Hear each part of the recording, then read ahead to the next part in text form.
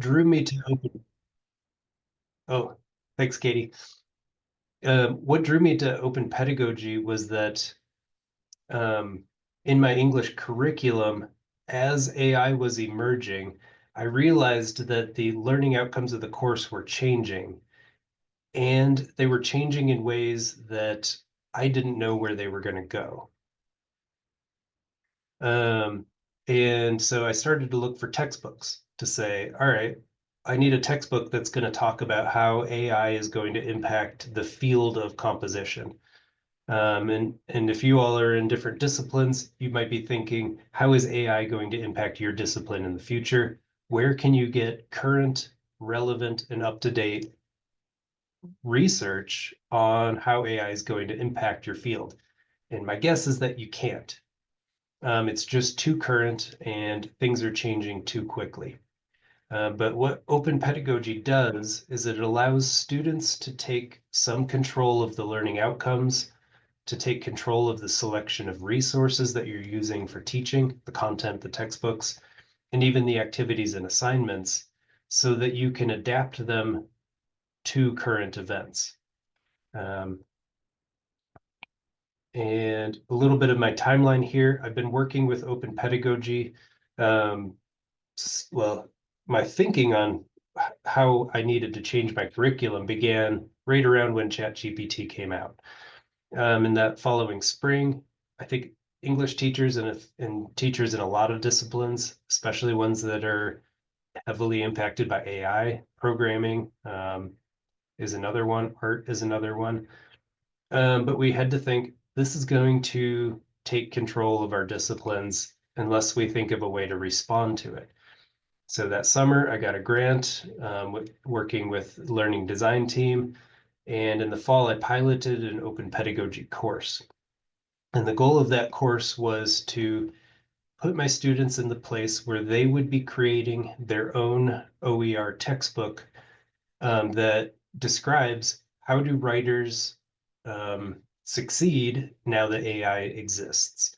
And over the course of 2 semesters, spring of 23 and then the next the fall of 2023 and spring of 2023, those students worked on putting together a textbook. They researched, writing today. What does it mean to be a writer today? And they put together a book that's called the Savvy Writers book. I'll show you what that looks like in a little bit. And they published it, they researched it, they wrote it, and they have a Creative Commons license for it. What I realized was that in English, I have a really skills focused course and that my students really need more direct practice with writing. And I think the Savvy Writer approach was really good for content heavy courses where students need to be researching current information, ideas, and content relevant to the discipline.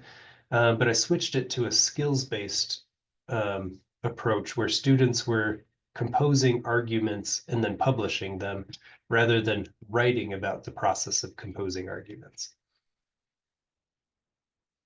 So I think AI is going to impact all of our disciplines. The content of the discipline, it's going to change just because as technology evolves, the learning outcomes and the materials that students learn, it's going to evolve along with it. Ownership is a really big issue, especially as AI gets more advanced. But anytime you have a conversation with an AI agent or helper or assistant or whatever you want to call it, who owns the materials put in there? Similar question comes up with technology like Turnitin, where students, if we're trying to catch students using AI, using Turnitin, which basically doesn't work.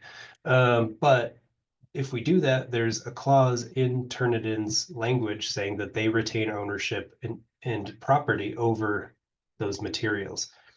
So AI is impacting the ownership of student-generated work.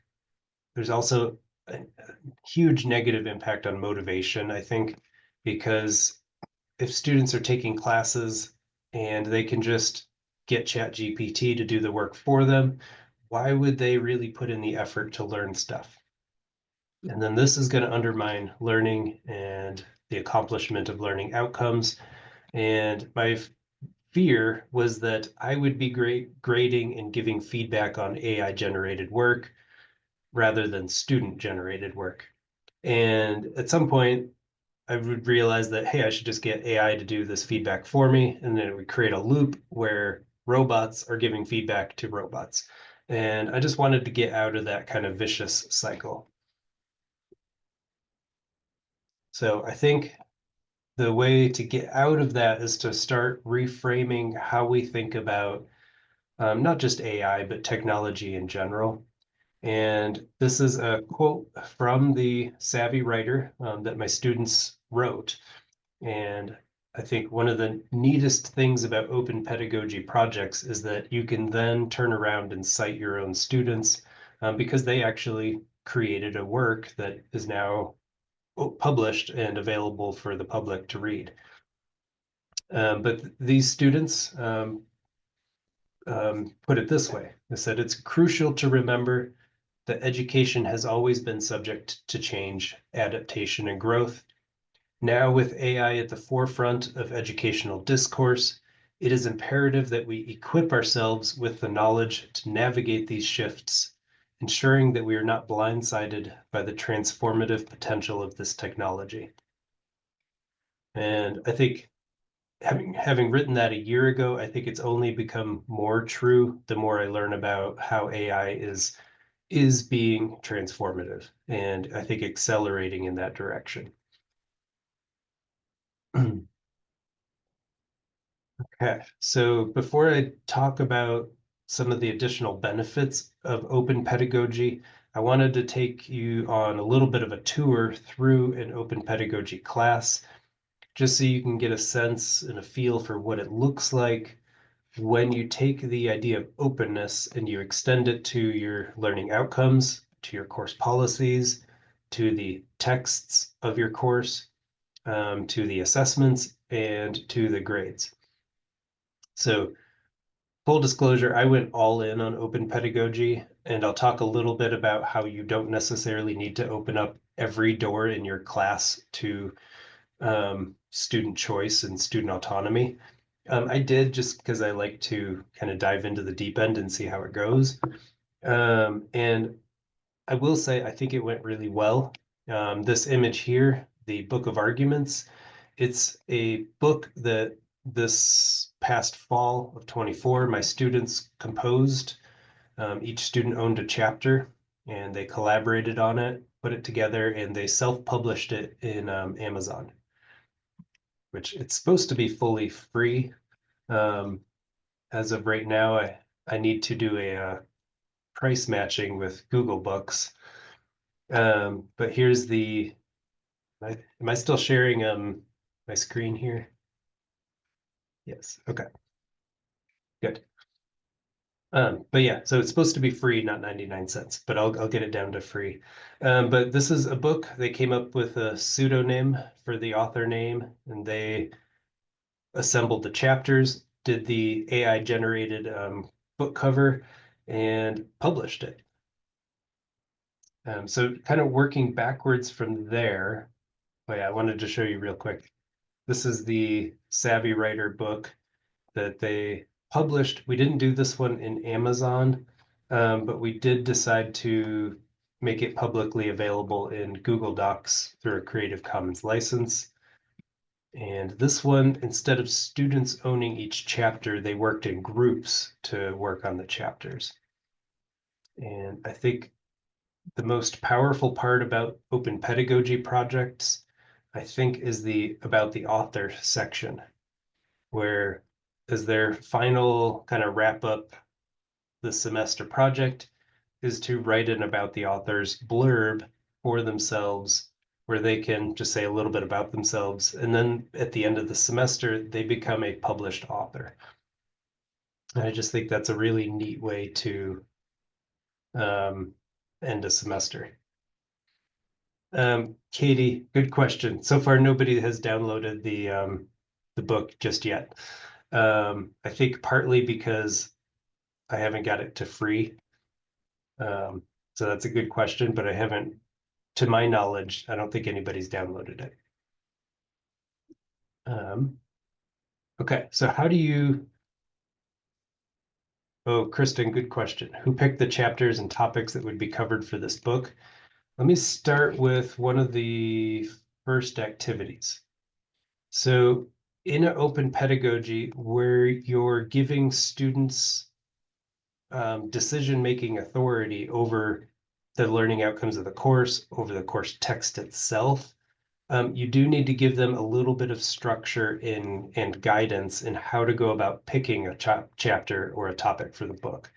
So what I did was I started with presenting the students with some texts to read. And let's see here, where did I put that list? Well, I had a list of sample texts to read, and I forget where I put that list. But I gave them a series of articles about contemporary problems. So climate change is one example. They picked an article to read, and then from there, they started generating some issue questions based off of that article. And then those issue questions led to the topics that would be the main topics of their chapters. So I think giving them a starting point and then letting them follow their own interest from there, that worked pretty well for picking the chapters and topics. I think for next fall, when I work on this again, I think I'm going to give them a little bit more structure and guidance to say, let's pick a collaborative theme for the whole book as a class. And then I might give them some initial themes to work from. And then their first research project would be to explore some of those themes that they're interested in. Then the whole class would collectively decide which one to base the book around. Um, I wanted to show you when I begin the class, one of the first activities we do, and I think this is a key step in open pedagogy, but I have my students work on helping me craft the learning outcomes of the course. So I create a shared Google document that my students have access to and editing authority over. And I post the official learning outcomes of the course that are necessary for transfer. I share with my students how I interpret those outcomes and what I think they mean. And then I give the students a collaborative drafting area where I say, what skills do you want to focus on this semester? And the way I frame this is that I'm capable of teaching students these kinds of things. And then what I want to know from my students is what do they want to learn that I'm capable of teaching and that is in some way connected to these learning outcomes. And so my students wrote in the box a whole list of things that they're interested in exploring. And then what I did with this was I took everything the students wrote, put it into an AI and asked it to create a condensed, summarized set of outcomes. And the AI did that really well. We ended up with a total of 5 outcomes that sufficiently paralleled the official learning outcomes for it to work. I think if they had said something like, we want to learn, I don't know, syntax or something linguistic that was outside of the scope of the class, I might have had to veto it, but they were actually pretty on the ball. So I'll pull up what the students actually drafted if you want to see it. From there, let me pull up. I also opened up the class policies and I had it described as establishing our class policies activity. And one of the students was like, policies sounds really harsh. Let's rename that to agreements. I was like, that's awesome. Let's do that. I'll say full disclosure, I do a pointless alternative grading course as well. I did give students a little bit of ability to interpret how we do that and give input on that. But one thing I did put my foot down on was that I wasn't going to use points to measure their learning. So if you were at my presentation yesterday, you'll know a little bit about why. But this is the how the students earn their grade in the class. And they have an opportunity to read this and also make suggestions and proposals for revision to the actual grading policy of the course. And one of the changes they ended up making was that the word capable and proficient. We were like, what really distinguishes a C and a B? And we had a good conversation about that.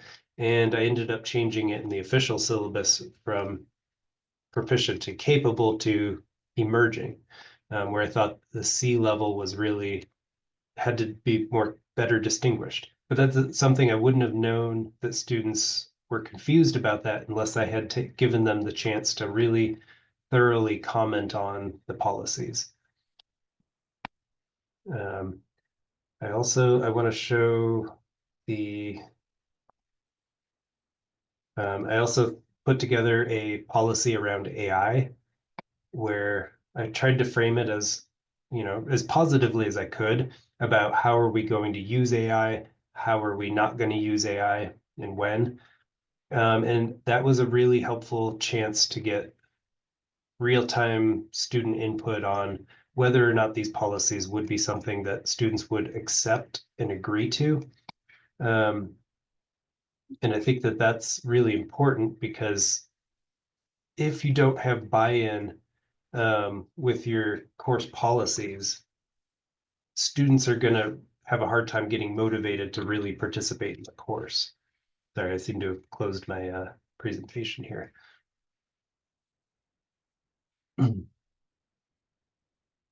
Okay.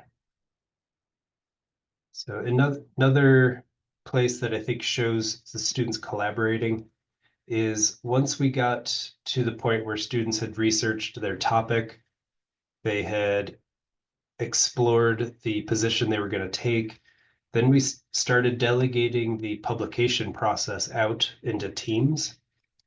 I'll show you how I organized it in my Google document. But I created a set of 5 teams, one around researching how do we self-publish something. When I started this semester, I did not know how to publish something on Amazon. And so I formed a student-led team to research and explore that. Another one to research which license we should select. So that team learned about Creative Commons licensing and actually other kinds that they explored too. This team learned about publishing on Amazon. This team learned how to do marketing of a book. And this one did actually, I think we ended up canceling team 3. We didn't need a marketing team and we merged it with team 4.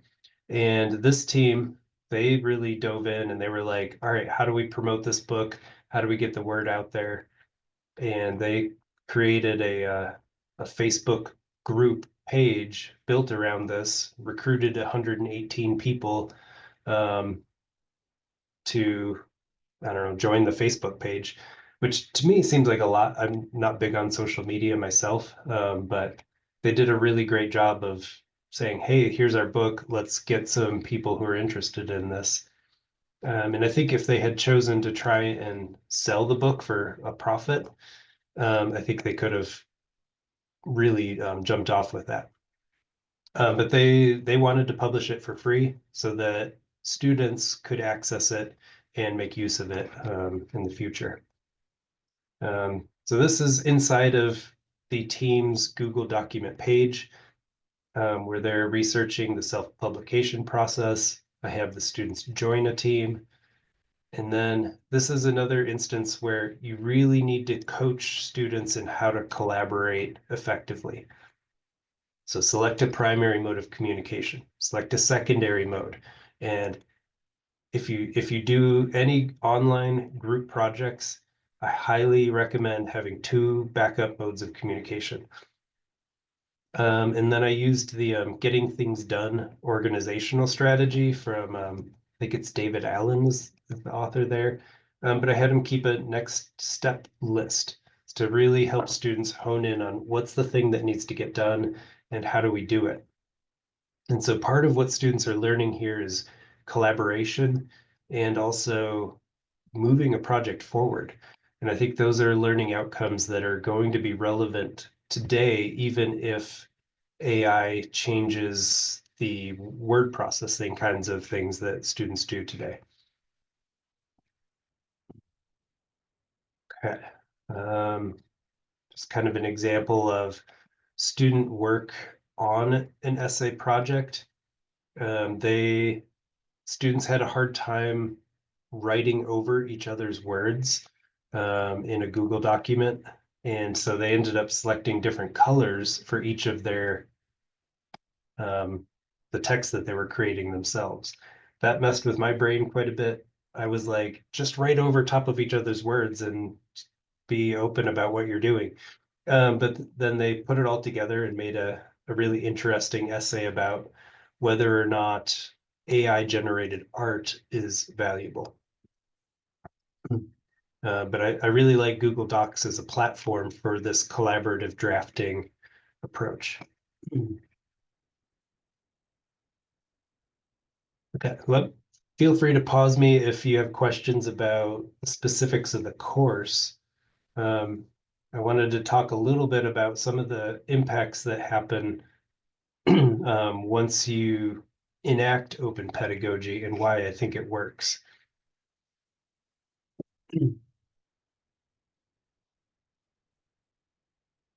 This slide here is just because I know that people will be curious, how do you grade a collaborative project?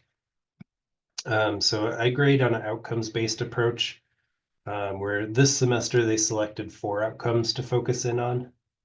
And I have students submit evidence of their work and their learning, along with a short reflection, to these outcome folders. So they have to demonstrate what learning they've accomplished in regards to each of the outcomes of the course. And I think because students had a voice in saying, we want to learn how to prepare for AI, and that really helped give a purpose and a goal for the class. So it wasn't just this completely open-ended project. They were trying to learn and get better at these 4 skills. And so anytime they did something in the class, whether it was a research step or wrote a paragraph or spent a little while tinkering with AI, they would submit a screenshot of that to these outcome folders, and then that would serve as evidence of their work and their learning in the class. So that's a little bit about how I graded it. Um, so I think open pedagogy is tremendously helpful for helping us adapt to changes in technology and to the job field, to just the fact that people are going to be doing knowledge production in the future differently. Um, with the first open pedagogy project, where students were writing about how to argue in an AI-driven world, they were learning not just about the technology, but about the evolving field of study itself. So if you're in a science or history or whatever, having students produce and publish the material, the content of the course, makes that content as up to date as feasibly possible. I think these projects that you produce, especially if students can put their name on it as an author, that's something that they can put on their resume and their CV. And that's a assignment that's no longer disposable. It's something that they can go back to.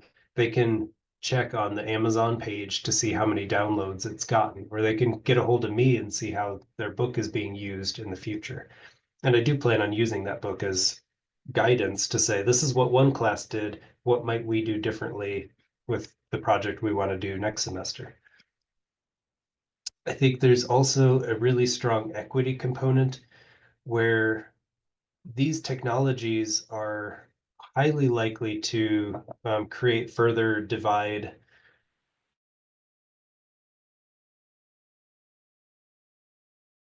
real in-depth practice with cutting-edge technology, um, at least levels the playing field a little bit.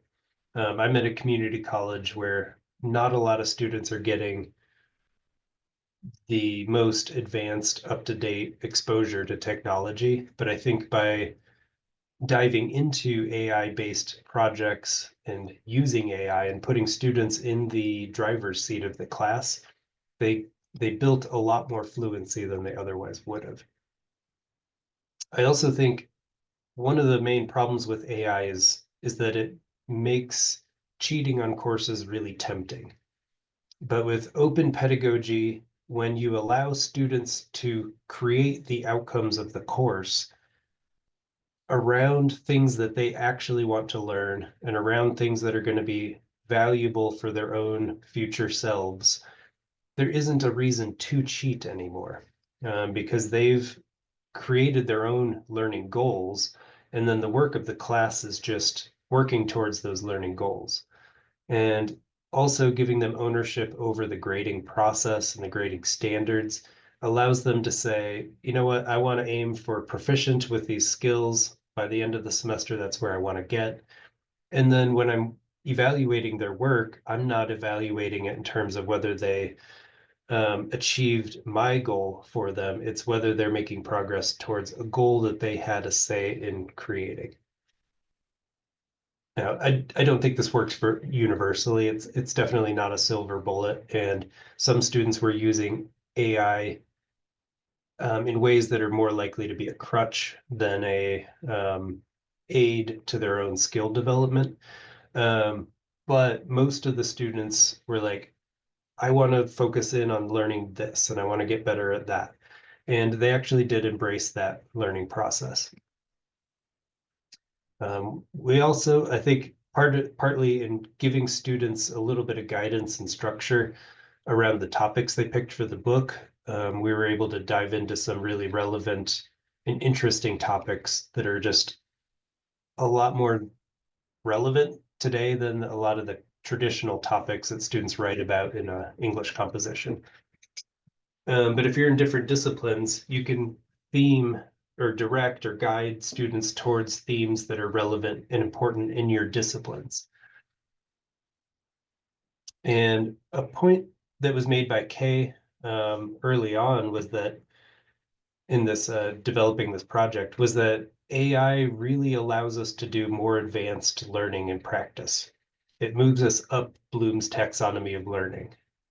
So similar to when the calculator was invented, students could go fairly quickly beyond basic arithmetic into more advanced math.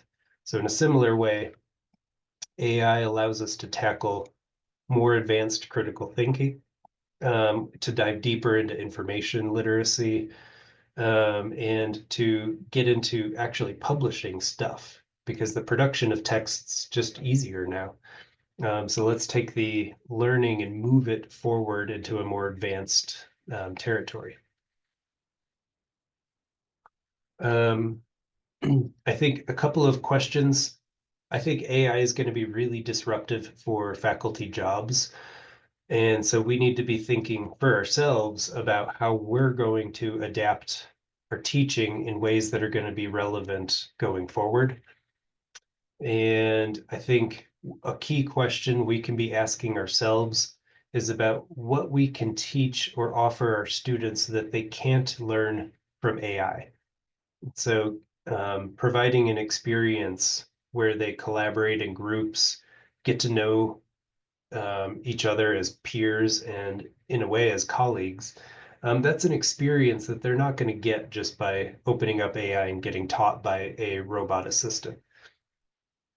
I also think that giving students coaching and direction in learning how to learn for themselves and deciding what they themselves want to learn, as opposed to how do you just use AI to get tasks done. Um, so by giving students ownership of the learning of the course, they have more buy-in in the learning experience.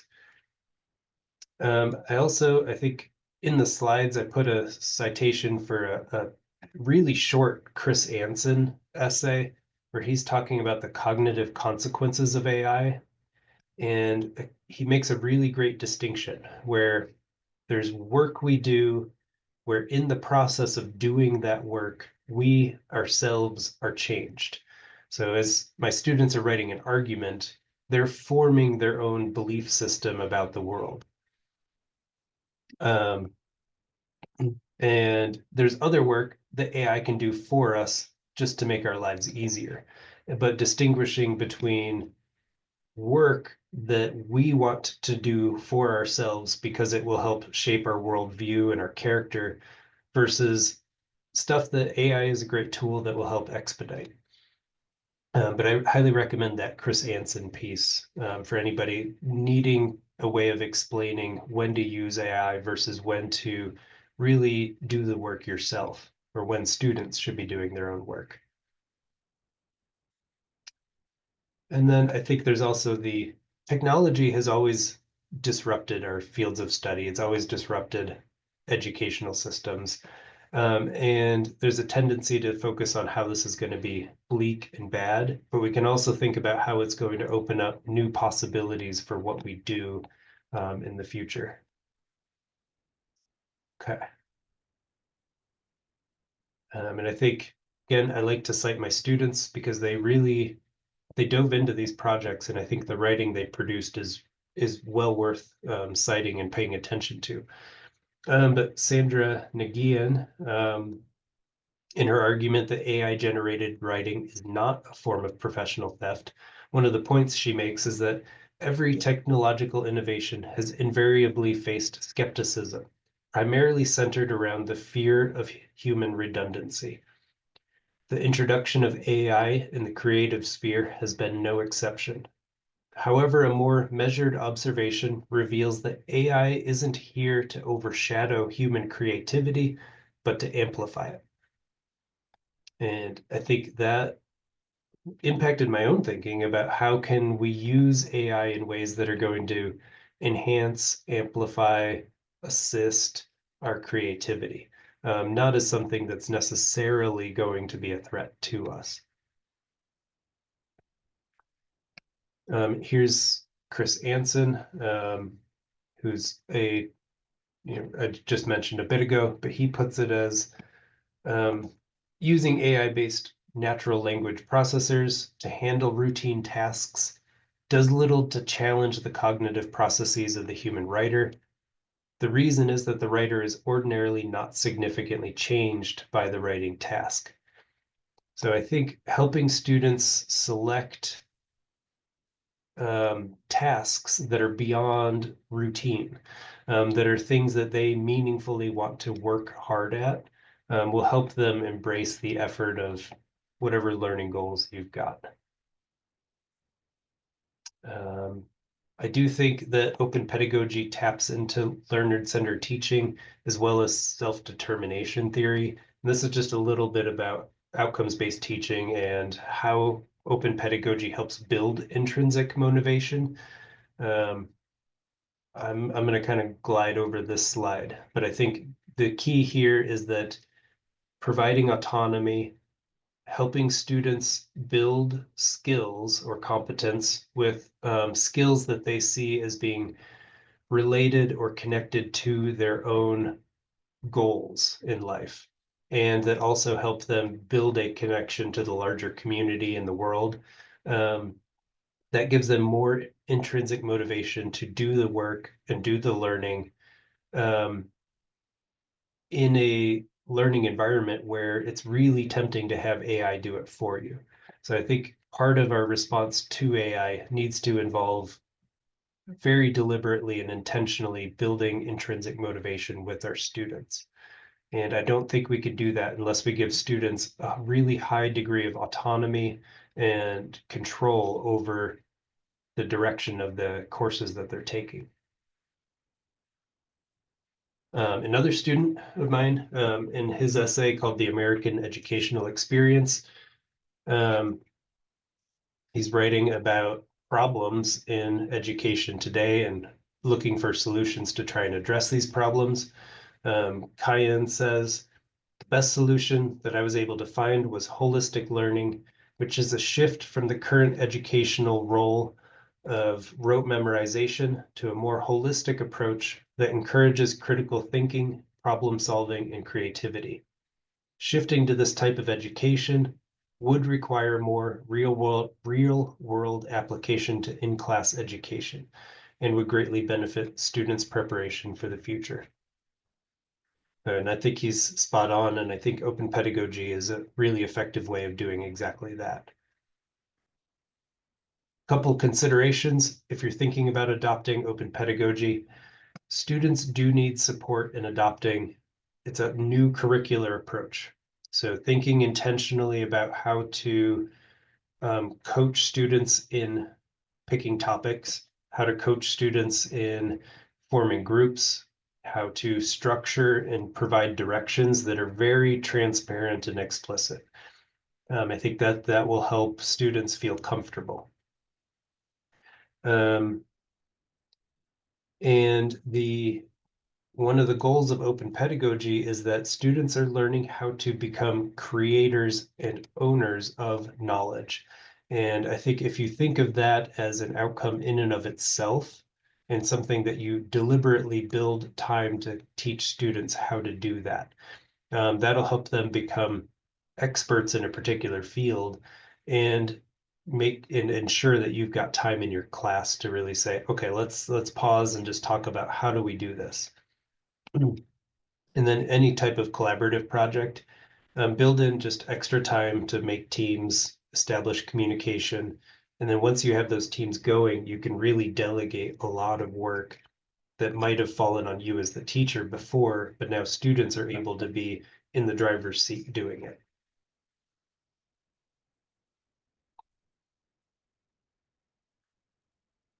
And again, you don't need to open up every aspect of your class.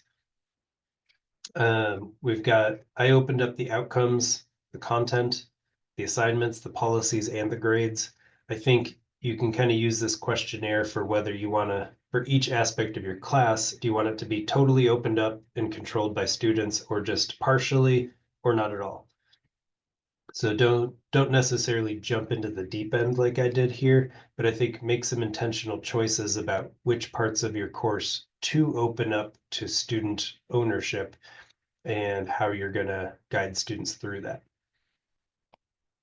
I'm going to jump to just some student responses and then leave things open for questions. And I'll also put the link to the slides in the chat here so that you can scan through some of the other slides I didn't get to here.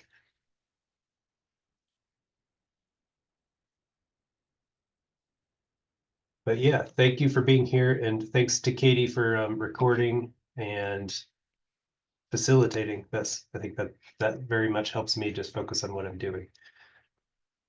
And I'll leave these student experiences here, and then yeah, I'll slide over to my contact information. So Kristen, yeah, if you've got somebody you want to share this with, feel free to put them in contact with me. I'm starting work on a website focused on alternative grading that I think is a great grading structure for open pedagogy as well. But yeah, thanks everybody. And I'll stick around in case question comes up.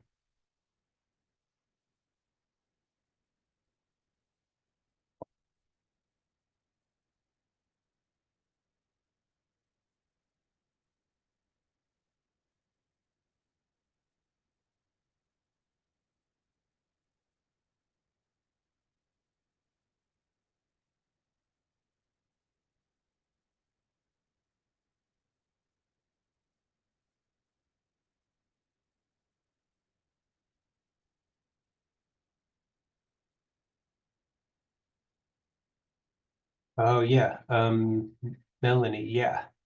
Let me, I made a folder.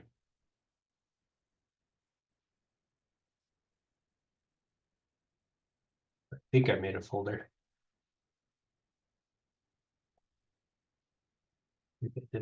Yeah, let me see if I can give you the links to these. Were there specific Google Drive examples you were looking for? Hi, Mark. This is Melanie. How are you? Hey, good. How are you? Good. Thank you. Great presentation. I love how you're doing things. I work for Portland Community College, so Hmm. your presentation is amazing. That's exactly it, it's kind of touching on the things that we're trying to train faculty on, because they've been looking on for like how do you do the equity grading, and and you've been doing all the works. It's just amazing. So Yeah. Oh, good. appreciate that. I'm pretty sure I have the links to the Google documents somewhere. I just have to find them. No worries. If you don't, I mean, do you mind if I email you and then I can just run? Yeah. Okay, okay. Yeah. Thank you so much. Shoot me Oh, an email. And yeah, I'm happy to share any of this material. So thank you. Thank you. Amazing. yeah. Yeah. Oh, All good. right. Looking Well, thank forward you. to see you again. Thank you. Yeah. Bye. Have a good one. You too.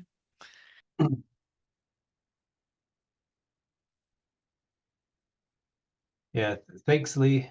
I do think they're interesting is a good way of putting how we can use AI today. I think how do we use it in ways that challenge us versus how do we use it in ways that are really taking away from our own creativity. Yeah, thank you so much for sharing the experience. Yeah, glad to do it. Yeah, have a good day. You too. Bye Bye. bye.